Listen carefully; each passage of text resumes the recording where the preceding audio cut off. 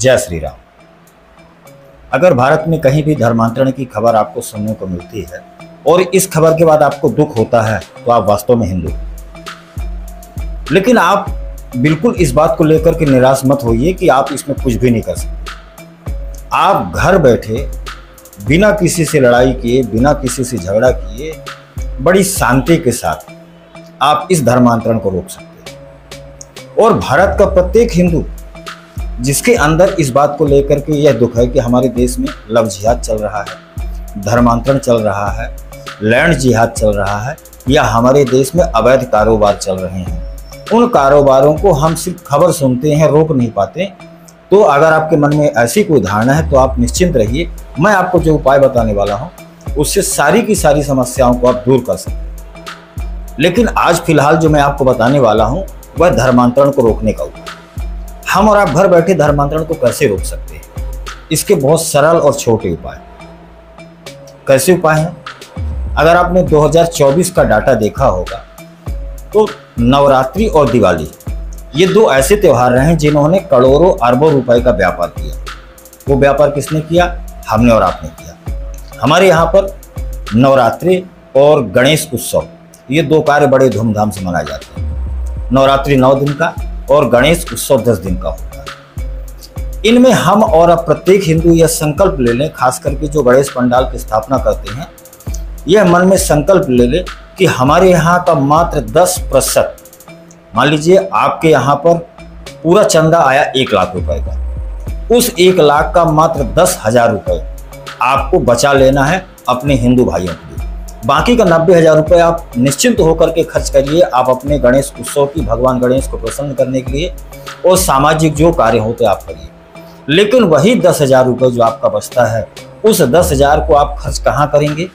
हमारे जो हिंदू भाई जो बीमार हैं, जिनके लिए दवाइयों की व्यवस्था धन के अभाव में नहीं हो पाती। दूसरा, हमारे वो बच्चे जो पढ़ने में तो बहुत अच्छे हैं मगर धन के अभाव में वह कहीं ना कहीं आगे पढ़ाई पूरी नहीं कर पाते। हम वह धन का हिस्सा उन बच्चों पे खर्च करें। हमारे समाज का वह हिस्सा, वह हमारे हिंदू भाई जिनकी बहन बेटियों की शादी सिर्फ धन के अभाव में नहीं हो पाती, हम वह गणपति और नवरात्रि के 10% का बचा हुआ हिस्सा उन बहन बेटियों की विवाह में खर्च करें। हमारी बहन बेटियों की शादी हो।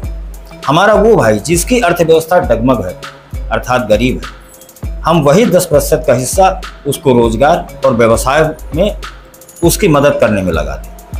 हमारा कोई ऐसा भाई जो उसके अंदर अच्छी शिक्षा है, अच्छा स्किल है, अच्छा ज्ञान है, कला कौशल में माहिर है, लेकिन फिर भी उसको अवसर नहीं मिलता, तो हम और आप वह जो 10% का हिस्सा है उस भाई के लिए लगा दें। हमारा कोई ऐसा व्यापारी भाई जो कर्ज से युक्त है, जिसके जीवन में कर्ज बहुत सारा हो गया, उसका व्यापार व्यवसाय ठप हो गया, हम अपने उस 10% का हिस्सा अपने उस व्यापारी भाइयों को मदद के तौर पर दे सकते हैं।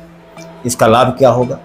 इसका लाभ यह होगा कि जब हमारा समाज आगे बढ़ेगा तो जो हमारा चंदे का रकम 1 लाख रुपए होती थी, जब हमारे यही भाई इनकी अर्थव्यवस्था मजबूत होगी तो यह 1 लाख की जगह 1.5 लाख आपका चंदा कर देगी, क्योंकि यह कहीं ना कहीं अर्थव्यवस्था इनकी मजबूत हुई। और किसकी वजह से मजबूत हुई? आपके नवरात्रि और गणपति की वजह से।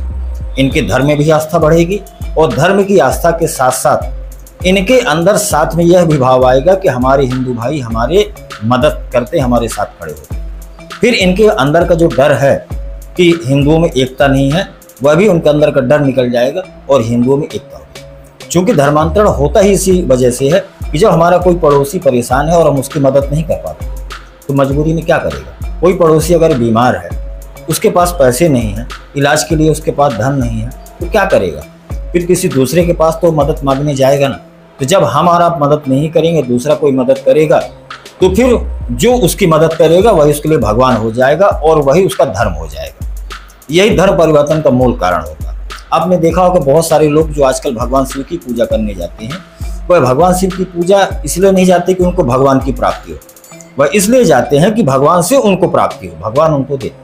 भगवान स्वयं तो आएंगे नहीं, तो हम और आप स्वयं भगवान बन जाए। इतनी ईश्वर ने हमें सामर्थ्य दिया है, उस सामर्थ्य अनुसार हम लोगों की मदद करें। और यकीन मानिए किसी भी छोटे से छोटे गांव में कम से कम 10 गणपति और नवरात्रि के पंडाल तो होते हैं। अगर हम 10-10 हज़ार रुपये बचा लेते हैं तो वह 1 लाख रुपए की रकम होती है और यह प्रतिवर्ष बचेगी। हम एक व्यक्ति पर भी अगर मदद करने का यह संकल्प लेकर के चलते हैं तो देखिए समाज में कितने सारे हिंदू होंगे और इसकी एक बहुत बड़ी प्रेरणा हमारे अन्य जो भी भाई हैं उनको मिलेगी और हमारा समाज या हमारा राष्ट्र या हमारा पूरा विश्व फिर से हिंदू राष्ट्र बनेगा और पूरा विश्व हिंदूमय हो जाएगा। जय श्री राम।